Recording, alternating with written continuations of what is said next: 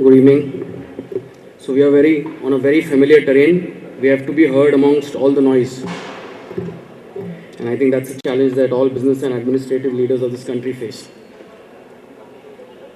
Respected Chairman, distinguished panelists, audiences, representatives of foreign countries, foreign delegates, friends. India, the largest democracy in the world, second largest population in the world, second largest telecom network in the world, fifth largest producer of steel in the world, seventh largest power producer in the world, the youngest nation on this planet.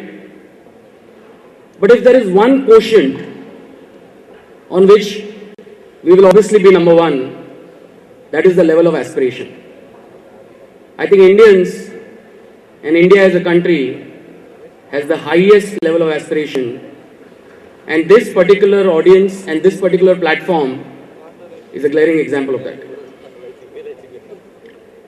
Our today's topic is a comprehensive, well thought through, extremely difficult administrative, regulatory and governmental issue.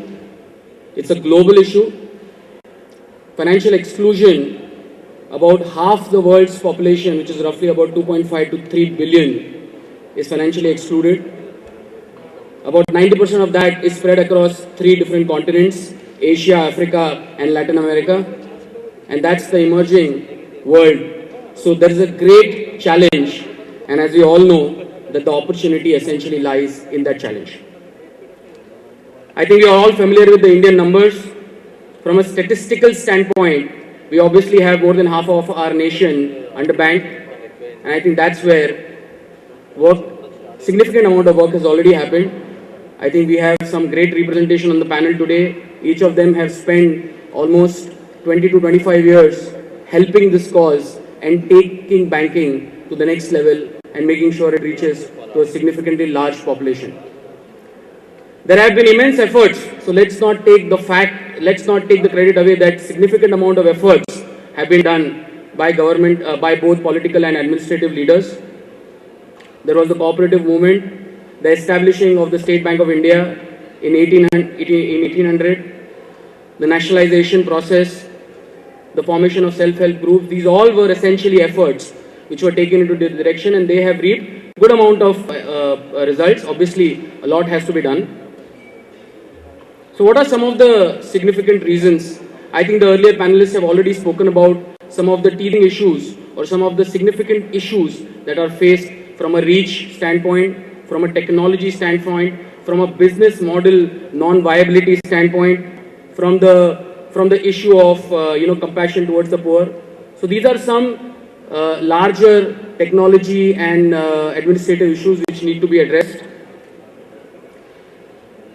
So why is there so much of talk about financial inclusion? Obviously, being part of India, we want to achieve our dreams, and the lack of a structured financial ecosystem is not going to help us at all.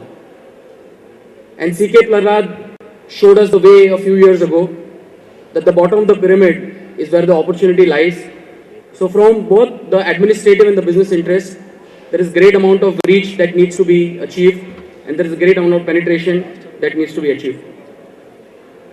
A lot of efforts have already been done, both from the ICT side.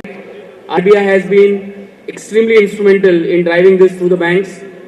The banks, all of them, including the private banks, have played their role. But obviously there is a gap in terms of the scalability.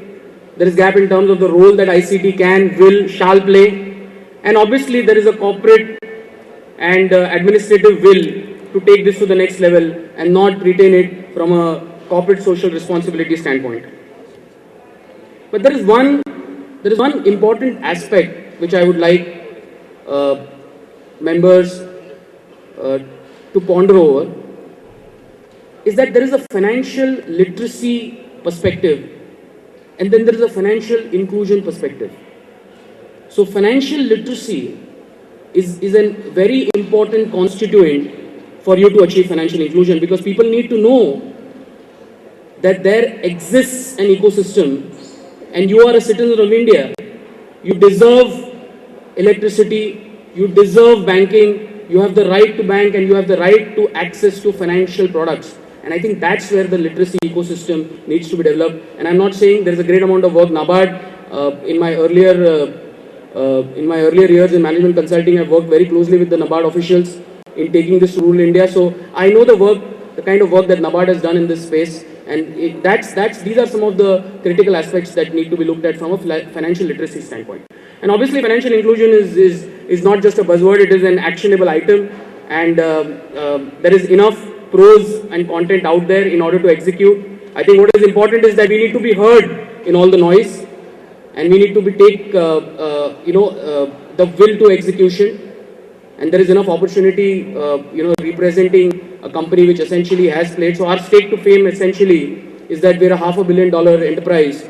And if our name was not Spanco, I have told my chairman this many times, it should have been Bharat or it should have been India, because we have been invested. And the only business we do and understand is India. So the last 15 years, 100% of revenue is from India and from e-governance, power distribution and power integrated projects. So we are very much part of the Indian ecosystem, and information technology is a space which needs to be used, and there are caveats and there are issues associated with that. But I think the ecosystem needs to be created, and that's the direction we should take. Thank you so much.